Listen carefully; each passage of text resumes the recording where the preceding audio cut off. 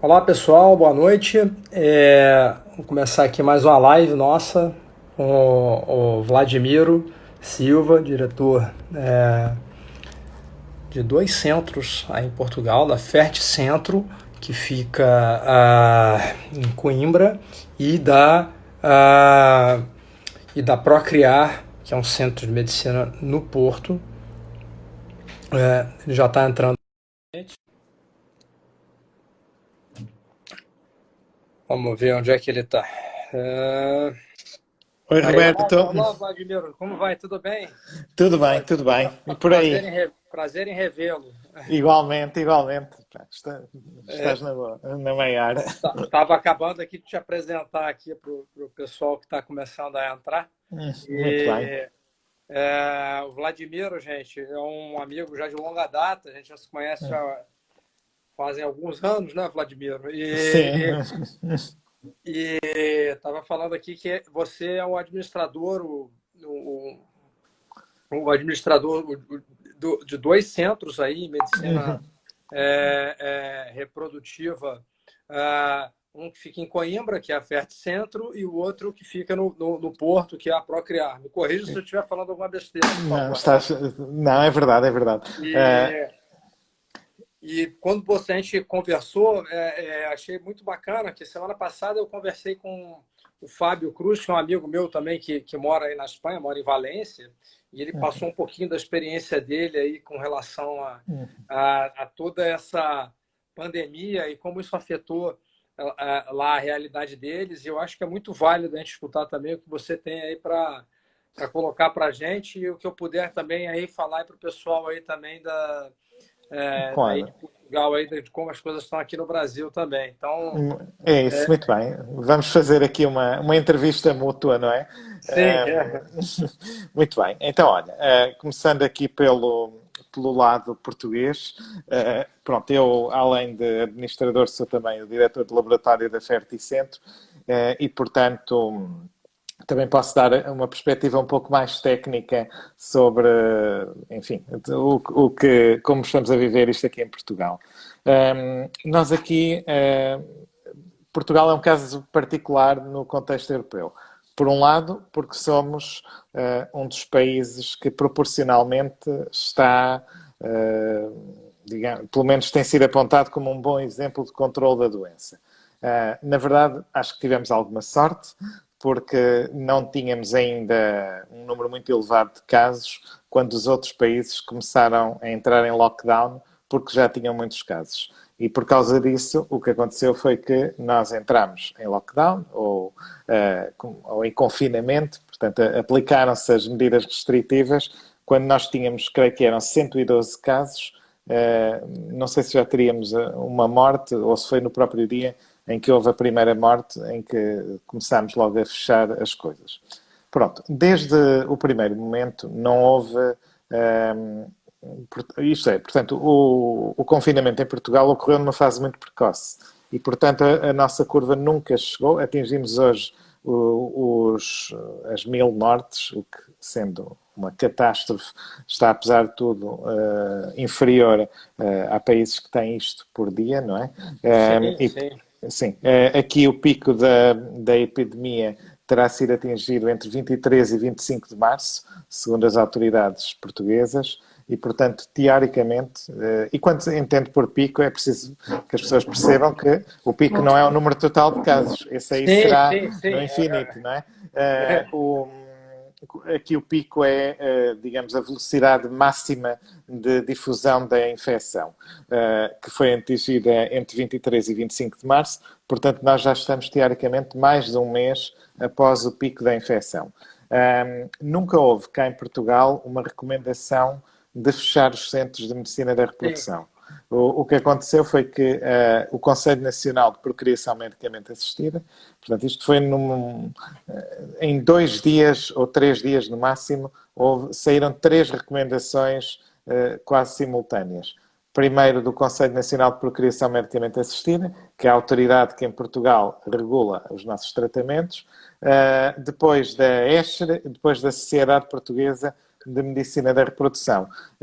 O Conselho Nacional de PMA, basicamente o que ele dizia era para as pessoas terem prudência, aplicarem as medidas recomendadas pelas autoridades, como a Direção-Geral da Saúde, e deixava aos diretores a decisão de fechar ou não os centros. Ora, o que aconteceu aqui é que, naturalmente, que muitos centros fecharam, outros reduziram a sua atividade aos tratamentos que estavam em curso e aos mais urgentes.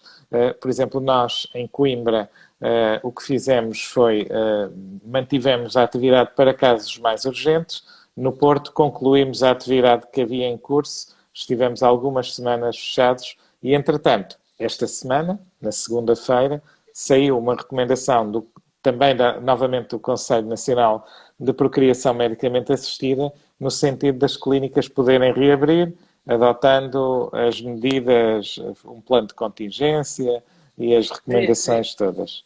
Mas isso vocês estão, agora vocês então estão começando a retomar, pelo que eu estou entendendo, o funcionamento de forma mais, mais tranquila, né?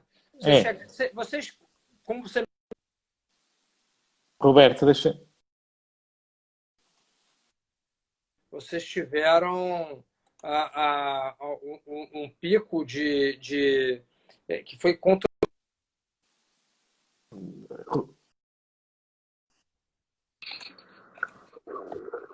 Desculpe, só um minutinho, o Vladimir, perdão. Sim, tranquilo, Roberto. Só um segundo. Essas coisas de live, assim, dentro de casa, tem sempre alguém que interrompe aqui. Claro, sem problema. Isto é uma conversa informal. Não, vamos lá, pronto. Muito bem. Eu também estou em casa. Então, como eu estava falando,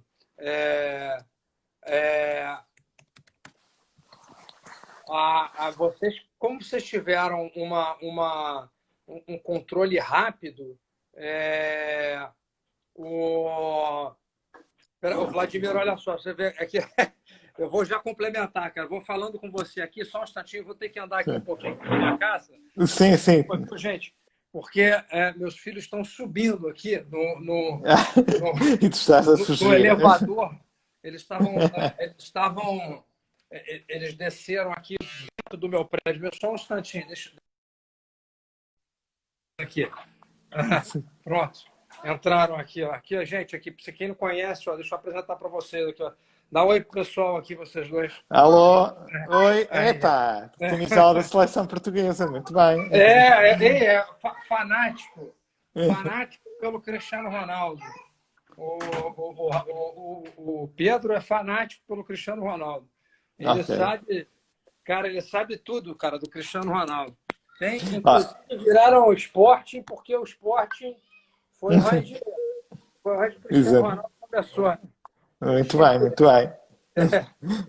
Muito bem, então aqui vou eu agora fazer uma inconfidência.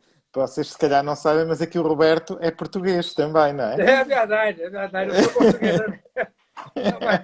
E assim, de futebol, meu avô, eu torço pro Porto, né, cara? Pelo meu avô é do Porto. E os meninos, se meu avô escutar, cara, que eles são... Que eles torcem para o esporte, eu acho que ele infarta na hora. Não. Mas, o Vladimir, desculpe aí, viu, gente, aí a interrupção aqui. Não, tudo bem. Então, vocês não chegaram a ter vocês chegaram a ter sobrecarga do sistema de saúde aí de vocês, ou vocês conseguiram... Não. Porque aqui no Brasil, pelo menos, a impressão que eu tive foi que Portugal conseguiu se isolar muito rapidamente, né? Fechou a fronteira com a Espanha. Sim, é isso. Aliás, ainda hoje, por acaso, estive a ver uma estatística sobre isso. Agora estou a falar de cor, portanto não tenho os números à minha frente, mas creio que a capacidade máxima portanto, das unidades de cuidados intensivos que foi atingida, quer dizer, o nível máximo de percentagem de ocupação que foi atingido cá em Portugal andou pelos 70%, não sei se terá chegado a 80%, e foi logo no início, em março, e na altura, que gerou alguma preocupação. Mas a partir daí tem estado sempre a diminuir. E ainda hoje diminuiu novamente, portanto nós... a situação está longe de estar controlada, acho eu, mas estamos naquilo que nós aqui chamamos o planalto da curva. Ou seja, estamos com mais ou menos, hoje creio que foram registadas 16 mortes ou algo do género, e andamos na casa dos 200, 300 novos casos por dia, pronto, que não é muito. Por outro lado, aqui temos uma coisa que é, somos um dos países da Europa, estamos só atrás do Chipre e da Lituânia, com mais testes por milhão de habitantes. E isso é a chave para controlar este processo. Com certeza. E aí a minha próxima pergunta é exatamente nesse sentido, Vladimir. Vocês, do ponto de vista da clínica de vocês, ou das clínicas, vocês estão com alguma política específica de testagem para os pacientes? Sejam pacientes que vão fazer ciclos de fertilização ou doadoras? É assim, ainda não, mas por uma razão essencialmente prática, porque o nosso problema é este. Primeiro, os testes imunitários que existem no mercado, neste momento, têm uma sensibilidade talvez demasiado elevada, não é? Porque estão com 30% de... têm uma sensibilidade reduzida, peço desculpa, estão com 30% de falsos negativos e estão com muito baixa especificidade. Há agora uma segunda geração de testes imunitários, que são os testes ELISA, de algumas marcas específicas. Por exemplo, diz-se que o da Abbott tem níveis de especificidade e sensibilidade de 99%. Aí, sim. Quando começarmos, quando tivermos esses testes, eu acho que aí sim vamos começar a testar, numa primeira fase, os nossos colaboradores, para tentar perceber um pouco também o estado epidemiológico da empresa e a seguir vamos começar com um programa, de facto, de testes de PCR. A dificuldade dos testes de PCR nos doentes é que, pelo menos cá em Portugal, embora nós estejamos em Coimbra, por exemplo, estamos num hospital privado que temos o laboratório por cima, no andar acima de onde fica a clínica, temos uma dificuldade. É que os resultados ainda estão a demorar muito a sair. E, portanto, se vamos ter um resultado em 4 dias, não faz muito sentido fazer logo fazer o teste. Porque aí temos 4 dias de risco, não é?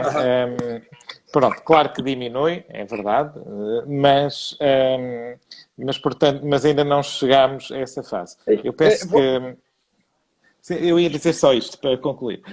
Fala-se agora dos tais testes rápidos com resultado em menos de 1 hora e aí sim, quando nós os tivermos, vamos ter que testar toda a gente. O grande problema dos testes rápidos, né, Vladimir, é que são testes que nesse momento eles têm ainda uma sensibilidade muito ruim, né? E com relação à questão do PCR, eu não sei aí, mas, por exemplo, aqui no Brasil a gente tem uma limitação, que é o que a gente tem ficado bem preocupado, que é porque eu faço um PCR aqui, ele está levando 7 a 10 dias para entregar esse resultado. Claro. Então, no âmbito da medicina reprodutiva, a gente fica muito limitado a como que a gente poderia colocar isso na prática. Porque uma coisa é se você tem lá um sequenciador que você vai conseguir rodar lá o PCR e ter o resultado de um dia para o outro, ou em 1, 2 dias, que aí você pode, inclusive, logo no início de um estímulo ovariano, você já faz o PCR e você já sabe se o paciente está contaminado ou não. Claro. Agora, eu acho que a gente tem que ter essa política, avaliar bem as pacientes. Então, assim, se você não tem disponibilidade ou viabilidade, por exemplo, aqui no Brasil, a gente está com uma série de limitações em termos de funcionamento. Então, por exemplo, nesse momento, a gente está chegando no pico de incidência aqui no Brasil. O Rio de Janeiro, que é onde eu estou, é um dos locais que está com incidência, é um um dos maiores pontos de incidente, pontos quentes, né, assim, de Claro. infecção. E o que nós estamos fazendo aqui? A gente está apenas autorizado a realizar os ciclos de pacientes de oncofertilidade, que não são muitas, né, na verdade. E a gente está autorizado a fazer os ciclos das pacientes de pior prognóstico reprodutivo também. Aquelas que postergar o tratamento seria pior do que você fazer. A gente tem, por mais que seja um vírus muito novo, né, pelo menos as informações que a gente tem até o momento, e isso serve aí para Portugal, para o Brasil, para todos os lugares do mundo, são informações tranquilizadoras, né, em vários sentidos da medicina reprodutiva, né? Então, por exemplo, a gente não detectou vírus em fluido folicular, então a gente não tem receptor da enzima conversora de angiotensina, que é o receptor por onde o vírus se liga nas células humanas em folículos ovarianos. Então, isso é tranquilizador para a gente. No sêmen, até agora, são poucos trabalhos, mas os trabalhos que a gente tem, eles todos mostram que a gente não tem vírus detectável no sêmen, pelo menos. Você tem, acho que a maior série de casos que foi feita até agora em pesquisa de sêmen foram 143 ou 144 pacientes lá em Hubei e não detectaram nenhum. E as evidências em gestantes, ao contrário dos outros primos, né, do coronavírus, digamos assim, que é o que causa SARS e que causa MERS, graças a Deus, o Covid-19 ele parece não aumentar o risco da gravidez. Da gravidez para infecção, né? Na SARS, a taxa de mortalidade na SARS era enorme em grávida, né? Alguns casos chegavam a 50%. E a gente não vê isso com o Covid. Com o Covid, as grávidas têm a mesma taxa de mortalidade da população geral. Então, isso é muito tranquilizador. E, obviamente, a gente não está autorizado ainda a fazer transferências embrionárias aqui. Eu não sei como é que está em Portugal. Então, só para... desculpa, só respondendo aqui a pergunta que fizeram aqui, da PF Piso e Azulejos, aqui, que está acompanhando a gente. Não, aqui no Brasil, pelo menos no Rio de Janeiro, as transferências embrionárias elas não estão liberadas ainda. Isso é uma situação muito dinâmica.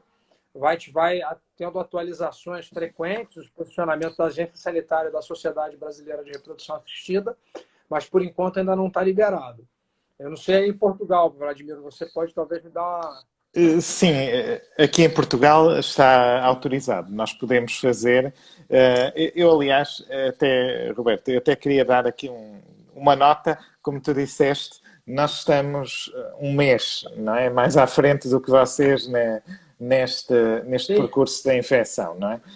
E aquilo que eu posso dizer, se calhar numa análise retrospectiva do que se passou aqui na Europa, é isto. Eu acho que as autoridades reagiram numa primeira fase em pânico, o que é compreensível, não é? Porque, assim, há ali um primeiro momento em que as pessoas acham que isto é apenas uma gripe, que não vai ser tão grave como a gripe tradicional e tal, e de repente começam a surgir as notícias de Itália em completa catástrofe e a Europa entra em pânico e fecha tudo.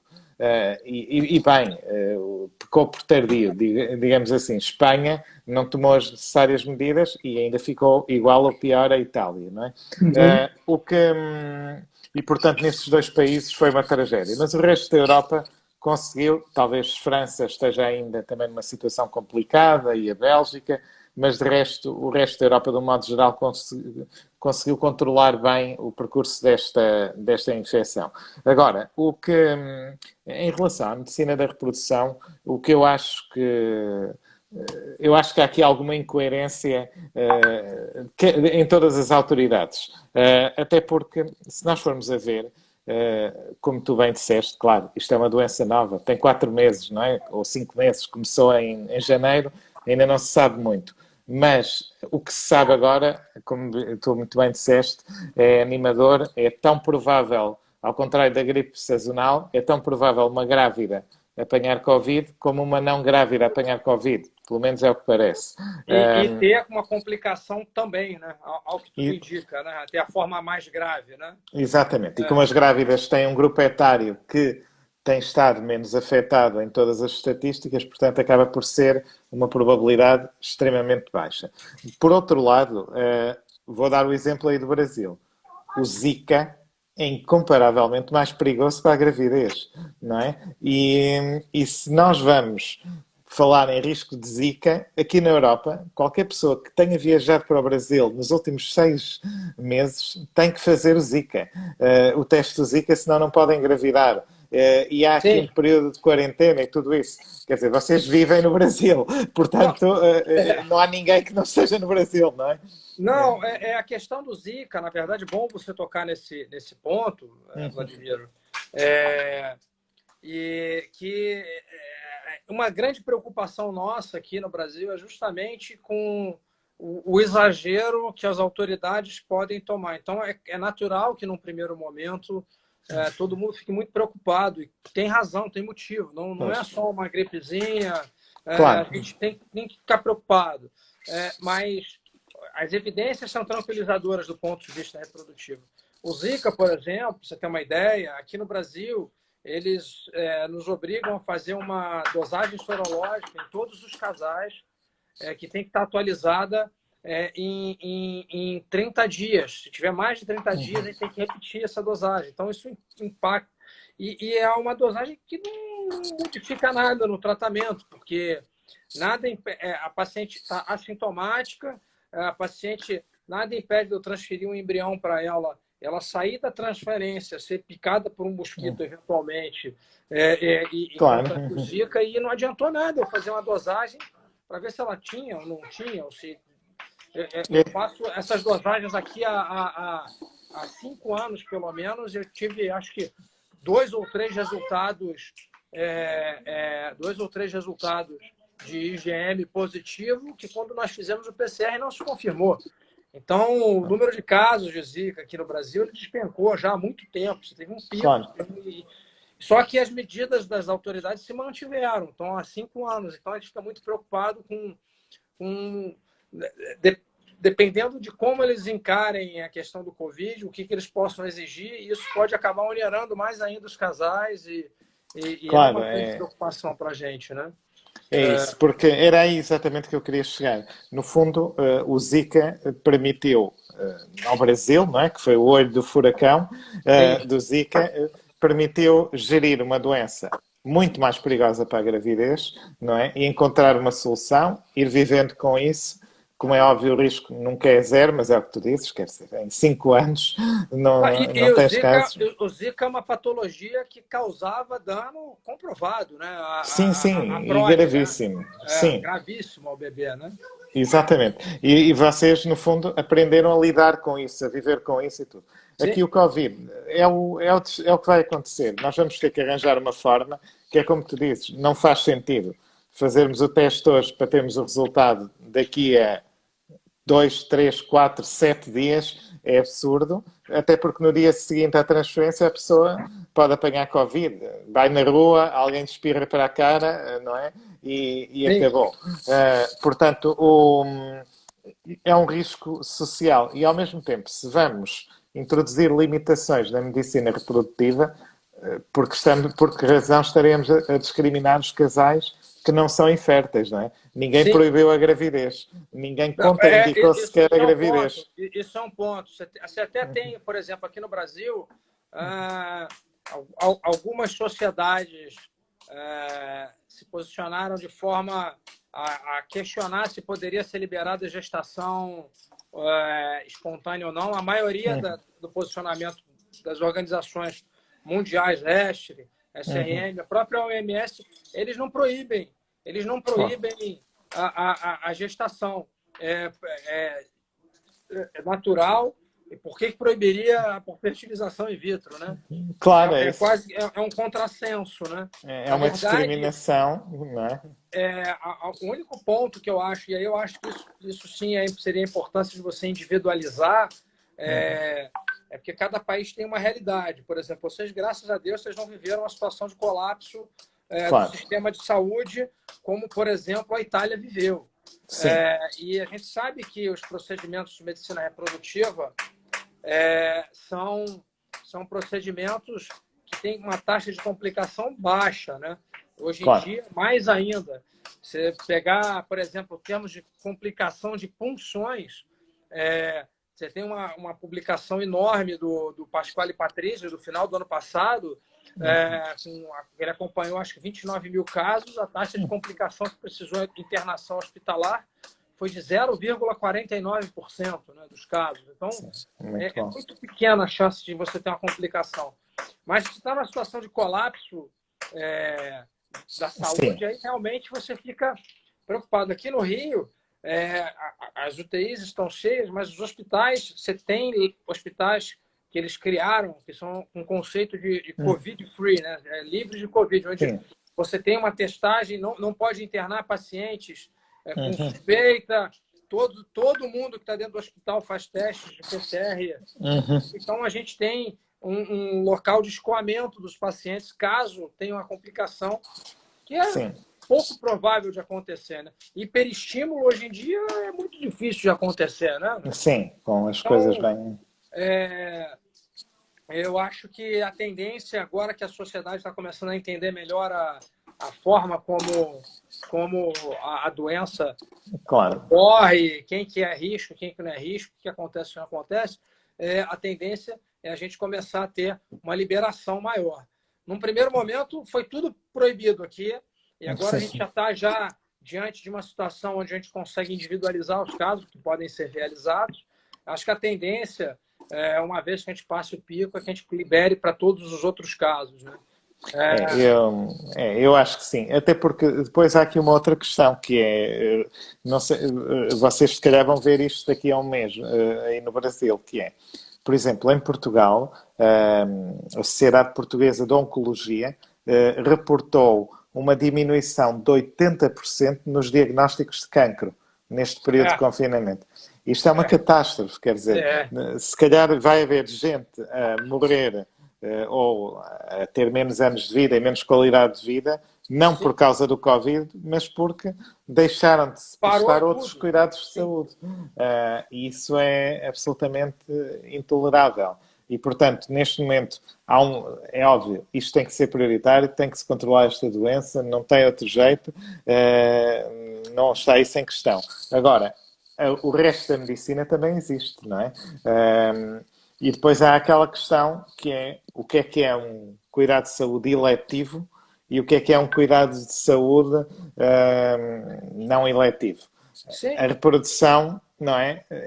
Se classifica como doença, tem que ser tratada. Não... A própria OMS classifica a infertilidade como uma doença.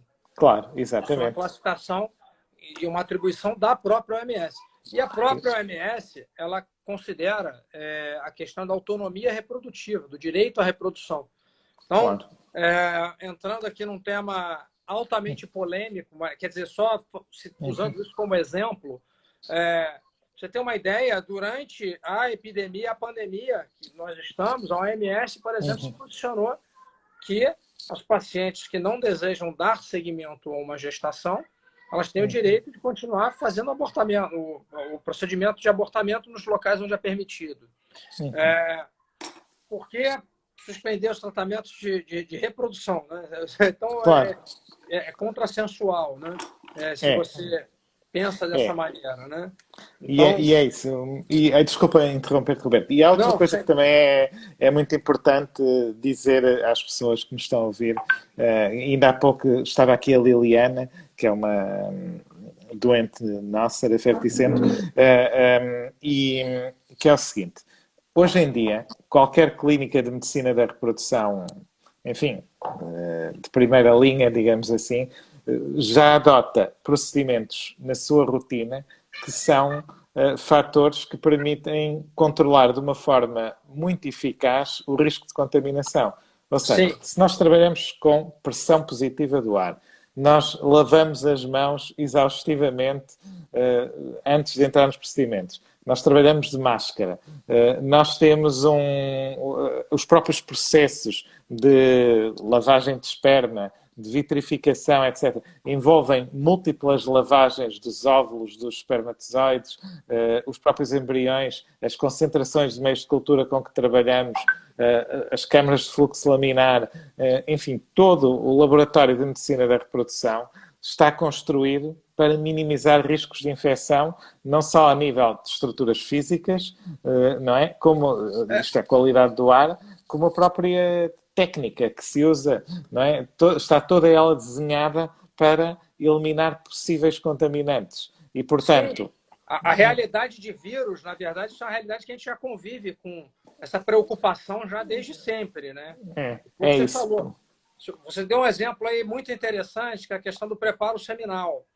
O Sim. preparo seminal, do jeito que ele é feito atualmente, ele elimina, virtualmente elimina, por exemplo, vírus muito mais preocupantes assim, para a gente, como, por exemplo, o HIV, por exemplo, Exatamente. em casais soro discordantes, né, onde o marido é HIV positivo e a mulher não, quando você faz a técnica de preparo seminal, você deixa de detectar partículas virais no sêmen, né? E, então, por que pensar que seria diferente para o Covid, né? Isso é um detalhe, o Covid nem no sêmen ele foi detectado ainda, né? Então, claro, exatamente. Até o poderíamos, teoricamente, pôr numa sopa de Covid que ele não conseguiria entrar no espermatozoide, não é? Isso. E nem ser disseminado pelas secreções seminais. Então, Exatamente. pelo menos a evidência que a gente tem até o momento, né? Claro. A gente vive a cada dia uma surpresa, né? Mas Sim, ao sim. que tudo indica, esse ponto ele é um ponto que tem um nível de evidência relativamente alto dentro do que a gente pôde obter de informações até o momento, né? Claro, claro, é evidente. Não, ia dizer aqui, outra coisa importante que nós estamos a fazer, saiu portanto, na segunda-feira, quando a Autoridade Portuguesa da Medicina da Reprodução recomendou não, disse que as clínicas poderiam, que não havia nenhuma objeção que as clínicas retomassem a sua atividade, referiu como obrigatória a existência de um plano de contingência. Isso é algo que nós, nas nossas clínicas, por exemplo, fizemos ainda antes do estado de emergência ter sido decretado em Portugal. E, portanto, é algo que eu penso que todas as empresas, formal ou informalmente, devem fazer, que é o seguinte. Nós temos uma coisa muito simples em prática. Fazemos uma triagem antes do pessoal entrar na clínica, ou seja, verificamos se tem febre, fazemos uma história clínica. Isto vale o que vale, não é? Mas, pelo menos, é um primeiro controle. Fazemos uma higienização extra de todos os pontos onde as pessoas estiveram, ou seja, tentamos garantir distância de segurança na própria sala de espera, nos locais, no próprio consultório, a mesa onde o casal ou a mulher conversa com o ginecologista, com o ginecólogo, é higienizada entre cada paciente, as casas de banho, portanto, todos os locais onde potencialmente alguém tocou são limpos com produtos à base de álcool e entre cada paciente, ou seja, há um cuidado extra de renovação e depois temos uma outra coisa que tem a ver com o nosso staff, que é, trabalhamos por turnos, ou seja, temos equipas que alternam entre si, semanalmente, de maneira a que, se alguém ficar contaminado, a outra equipa possa imediatamente retomar o lugar e assegurar a continuidade dos serviços. E depois, claro, o próprio agendamento dos procedimentos é feito com mais espaço, com mais intervalos entre eles, e, portanto, estamos nessa fase. Eu acredito que isto, daqui a se calhar 2 ou 3 meses. Fala-se agora também num teste da Abbott de 5 minutos PCR de alta sensibilidade e não sei o quê. Pronto. Eventualmente, pode não ser em 5, mas se calhar é numa hora. Nós vamos ter alguma possibilidade de ter testes rápidos, mas verdadeiramente rápidos. E É aí, assim. e aí pelo menos, estamos a... Sendo certo que, lá está, se calhar nem era preciso, porque a probabilidade acaba sendo tão baixa que mesmo que tivesse, se calhar não seria assim. Mas para controlar a disseminação da doença e tudo isto, sobretudo até quer dos próprios colaboradores, obviamente que ninguém que está em casa protegido, em quarentena, quer chegar a uma clínica e apanhar lá a doença, não é? Portanto, Lógico.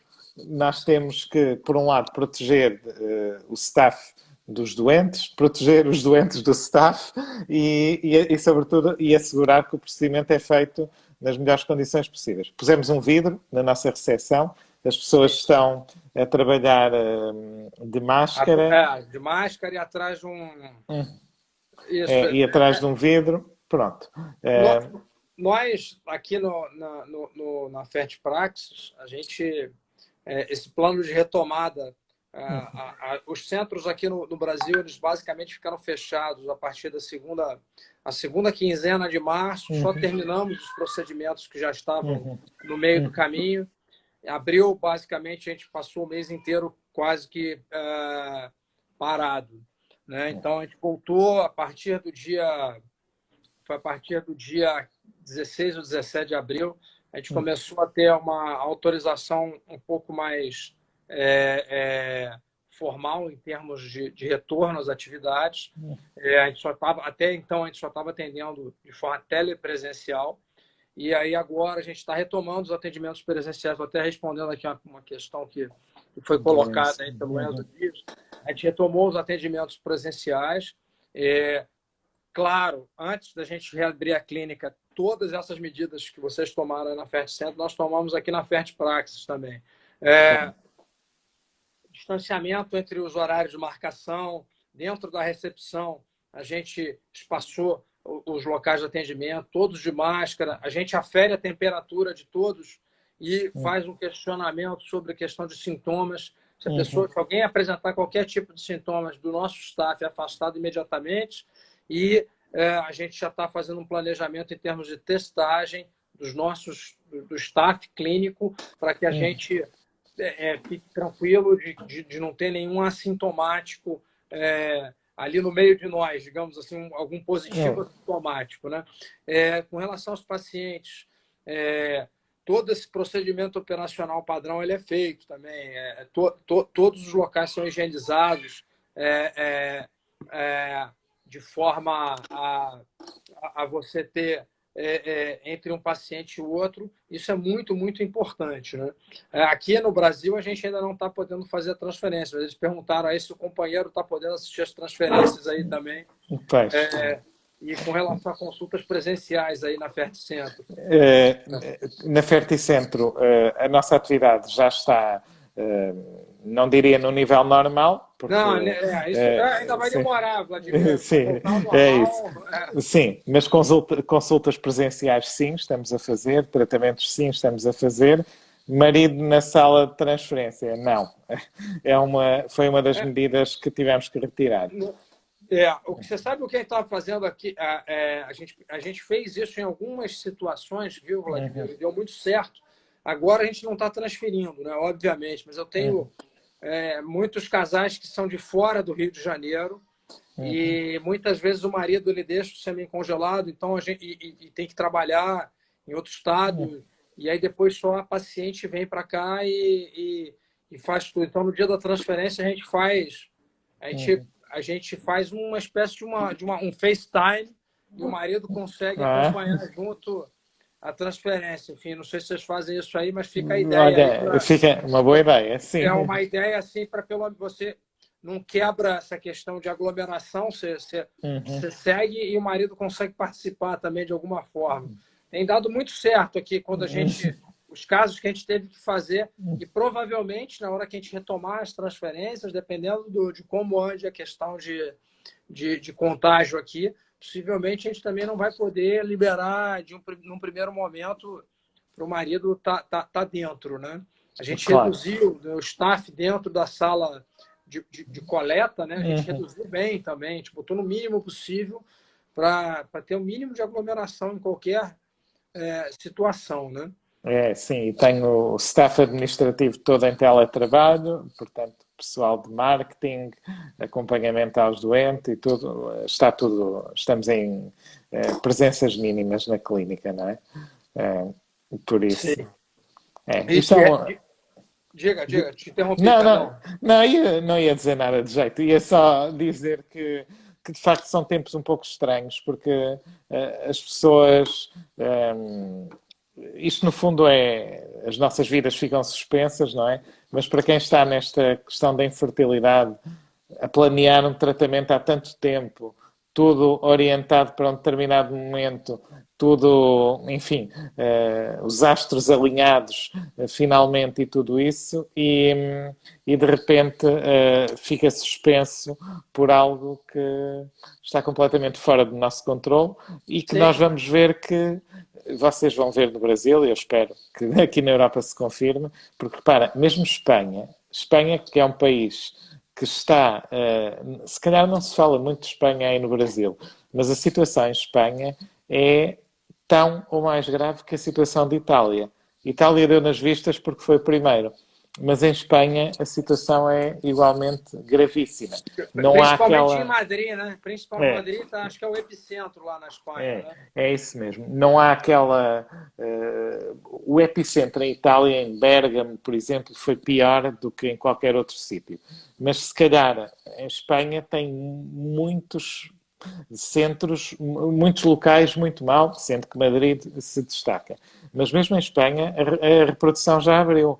Ou seja, Espanha está com 600 mortes por dia ou 500 mortes por dia, ainda uma barbaridade, e está a abrir repara, Portugal na epidemia inteira, na pandemia inteira, atingiu hoje os 1000 casos, as 1000 mortes. Espanha tem mais que isso em alguns dias. Não, em um dia, se bobear, pega já mais. Pois, No auge lá. mas estás a ver, e mesmo assim eles estão a abrir a reprodução. Ou seja, eu acho que, pronto, no fundo, o pessoal está a compreender que, no fundo, é a sociedade a gerir esta doença. Enquanto não tivermos uma vacina, não vamos conseguir viver normalmente. Ou vai ser a imunidade de barreira populacional, né? Todo mundo vai pegar em algum momento. Eu espero Eu que a gente acho consiga a difícil vacina isso. antes disso. É isso, eu acho isso difícil. Eu há dias, por acaso, estava um amigo meu que tem um laboratório de análises a contar que estava a experimentar testes imunológicos para ver, portanto, qual deles é que, para testar a sensibilidade e a especificidade de cada teste. E então ele resolveu utilizar-se a si próprio como controle negativo. E então percebeu que era positivo. Ou seja, ele tinha as IgGs positivas, portanto, significa que tinha tido contacto com o vírus e que já estava supostamente imunizado. E estamos a falar de alguém que não teve nenhum sintoma, não teve um único dia de febre, não teve absolutamente nada, não teve tosse, esteve em casa, confinado, portanto, fez casa-trabalho, trabalho-casa, com N medidas de precaução e de repente, por uma casualidade, porque estava a experimentar testes, a ver, começou-lhe a dar a si próprio positivo, não é? E pronto, e realmente apercebeu-se que tinha tido contacto. Ou seja, esse, digamos, é uma esperançazinha para que possa acontecer a mais gente, não é? Sim. Mas de facto, lá está, é uma pessoa jovem, não tem nenhum fator de risco e de repente, não é, fazendo o teste, descobriu que já tinha tido contacto. Não, isso vai ao encontro das informações, né, Pois, que a gente tem, né, que mostram que 70%, 80%, na verdade, das pessoas que vão a desenvolver a doença, né, na verdade, são assintomáticos, né? Sim, é isso. E, enfim, você tem, Vladimiro, tá tão boa a live que tem até uma potencial paciente aí para vocês, ó, a Rita. Ela Eu está em conheço a Coimbra Rita. aí, ó. Sim. Oi, Rita, tudo bem? É. Muito bem. Rita, você tem que entrar em contato lá com o Ferticentro e marcar sua consulta aí. Você está com 37 anos e se você quer engravidar ou quer guardar óvulo, é com eles lá que você tem que ir. Sim. Enfim, mas aí em Coimbra, aliás, por falar nisso, como é que está a situação aí? Tá sob controle? Vocês tiveram muitos casos? Quer dizer, Coimbra acabou por. Em Portugal, a zona mais afetada é o norte, é a zona do Porto Uhum. e É mais... especialmente a área metropolitana do Porto. Aí é onde está, há cerca de 15 mil casos nessa zona. Na zona de Lisboa haverá cerca de 5 mil casos e o resto está espalhado pelo país.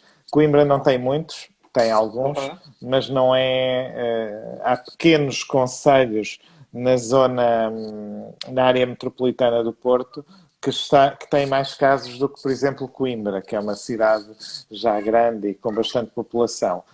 Nesse aspecto, temos sorte em Coimbra. Na Clínica do Porto temos azar, porque estamos também no olho do furacão a nível nacional. Mas muito bem. A clínica no Porto, ela está conseguindo funcionar normalmente, mesmo com Abriu no Porto, como a situação era mais grave, mais grave. aí concluímos os tratamentos e tivemos a clínica fechada praticamente o mês de abril inteiro. Uhum. Agora é que retomamos esta semana. Pronto. E aí, já agora aproveitando, se calhar também para falarmos um pouco de outros temas que não apenas Covid, uma pergunta, Roberto. No Brasil, tu conheces bem a realidade portuguesa, Sim. não é? Da medicina da reprodução e a realidade brasileira. Há uma questão que para mim sempre foi muito curiosa, que é, nós em Portugal, uma grande parte das nossas dadoras de óvulos são brasileiras. Temos muitas brasileiras que vivem em Portugal. Como sabes, há uma enorme comunidade brasileira em Portugal Uhum. e temos muitas dadoras brasileiras. Mas eu sei que no Brasil há dificuldade de obtenção de dadoras, o que é paradoxal para nós, não é? Na verdade, a gente tem uma grande limitação aqui sobre essa questão da doação, e ela nunca foi muito bem explicitada aqui. Então, de um modo geral, o que a gente acabava fazendo por muitos e muitos anos aqui era aquela estratégia de doação compartilhada, que era a única que era permitida. Então, que não é a melhor estratégia, né? Vamos combinar, mas era a única que Claro. existia nessa situação, porque você, na doação compartilhada, na verdade, você tem uma paciente que tem uma questão de infertilidade, vai estar fazendo aquele tratamento por esse motivo, e aí quando você vai comparar na literatura especializada, né, você vê que quando você tem doadoras altruístas e doadoras que são inférteis, você compara as taxas de gravidez, as doadoras voluntárias, você tem a taxa de gravidez maior, justamente pelo fato de elas não terem nenhuma questão de infertilidade associada. Então, aqui, a partir de 2017, se eu não me engano, 18, a resolução, a normativa do CFM nos deu uma brecha, uma flexibilidade maior em termos de aceitar doadoras voluntárias, mas ainda há um tabu e há muito pouco, não é bem explicitado. Então, a maioria dos centros ela não fica confortável em recrutar doadoras. Então, por exemplo, na Fertiprax, o que a gente faz, a gente trabalha muito com óvulos doados importados, né? Você sabe bem disso, é como a gente está tentando. Até agora a gente vai ter um problema, porque isso está sendo revisado na agência sanitária, mas em função, logo que começou essa pandemia, a Anvisa soltou uma nota. A Anvisa, para o pessoal de Portugal, é a Agência Nacional de Vigilância Sanitária aqui do Brasil. A Anvisa soltou uma nota onde ela só vai permitir a entrada, a importação de óvulos, ou, enfim, gametas, né? Óvulos ou espermatozoides, que tenham sido coletados antes do dia 30/1. A gente está tentando, o que não faz muito sentido. E para a doação compartilhada nacional não houve nenhuma restrição maior que não fosse uma quarentena. Eles botaram uma quarentena, se não me engano, de 30 dias, que a paciente teria que ficar bem, então antes de você usar esse material. O Covid daqui é igual o Covid daí, o da Espanha, o da Ucrânia, o dos Estados Unidos, da Argentina. Então, assim, não tem muito sentido isso daí. Então, eu acredito que eles vão fazer uma retificação disso, eu torço para isso, porque seria uma medida de bom senso, que eles prejudicaram o tratamento de muitas pacientes. Mas, de fato, a gente tem uma dificuldade grande aqui. Vocês aí em Portugal, vocês têm uma facilidade... uma praticidade maior de encarar essa questão da doação. E a doação voluntária, isso era algo que ajudaria muito aqui no Brasil, se tivesse, né? E o grande ponto, Vladimiro, é que a gente tem que tentar fazer a tramitação burocrática, que dá um pouquinho de trabalho, mas é viável, para a autorização da exportação daí de Portugal para o Brasil e do Brasil receber. Isso é que era. Esse que é o grande ponto, né? Não, porque já viste que isto é irónico, que o Brasil, nós pelo menos os portugueses, nós vemos os brasileiros como aquele povo liberal, aberto, alegre, não é? Portanto, muito mais open-minded que nós portugueses, que temos sempre aquele ar mais comedido, digamos, mais conservador, não é? Vocês têm o carnaval, a própria maneira de jogar futebol é mais exuberante, não é? Portanto, quer dizer, e então acaba sendo irónico que o país do liberalismo, não é? De toda essa exuberância, chega à reprodução e inverte os papéis connosco.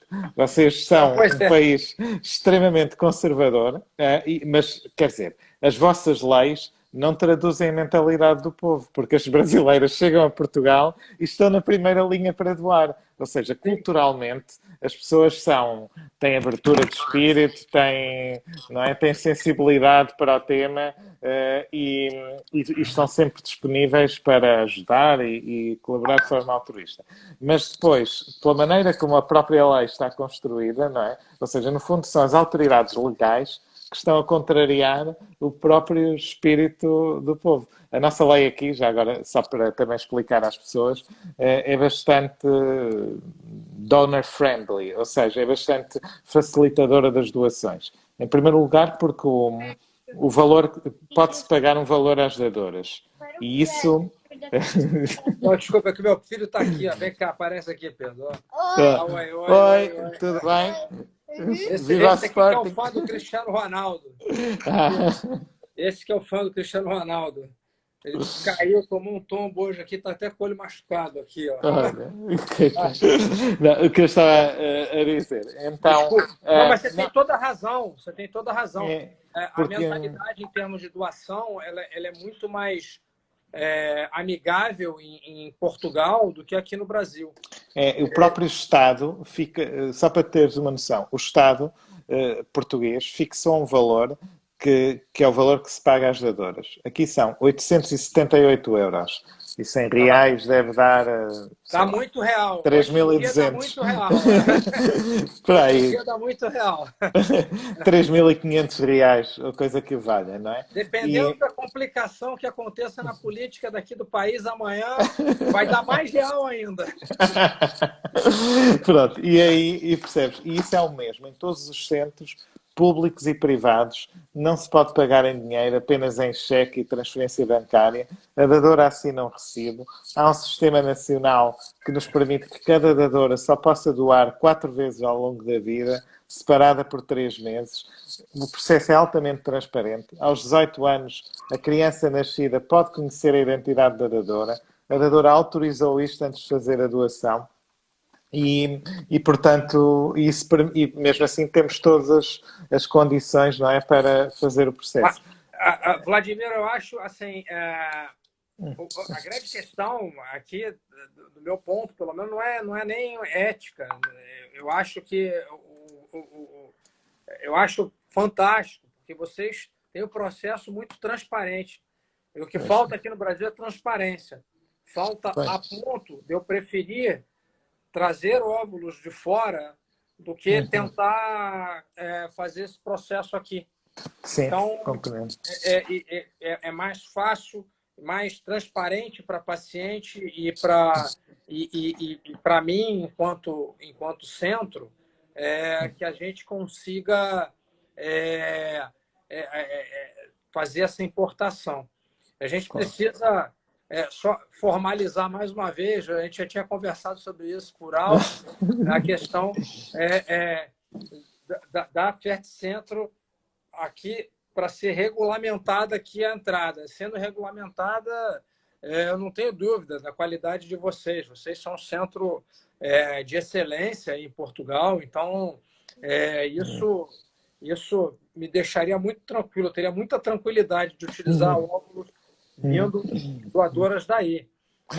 Sejam brasileiras, portuguesas, espanholas ou de onde for, né? Sim. Sabe? Mas isso, de qualquer forma, enfim, mas é um ponto bastante curioso mesmo, né? Como você disse. É isso mesmo. No fundo, estamos aqui, como é óbvio, gostávamos muito. Aliás, nós sempre que nos encontramos nos congressos, prometemos visitar cada um a clínica do outro. É verdade. Eu estou devendo uma visita aí para vocês. Exatamente, e eu também tenho que ir aí. Você sabe que eu estive aí em Portugal agora em 2020, mas foi de passagem. Eu fui a um congresso em Sevilha. E aí só parei no Porto não, parei em Lisboa, e aí eu peguei uma conexão que eram 10 horas de conexão, então eu consegui, eu dei uma escapada e fui até lá o Mercado da Ribeira, lá comer tem um almoço digno lá, e comprei um queijo da Serra que eu adoro. Aliás, claro. Maravilha. Mas eu tenho que ir aí, eu estou devendo uma visita a vocês aí, seja em Coimbra ou seja no Porto. E eu também tenho que ir aí ao Rio.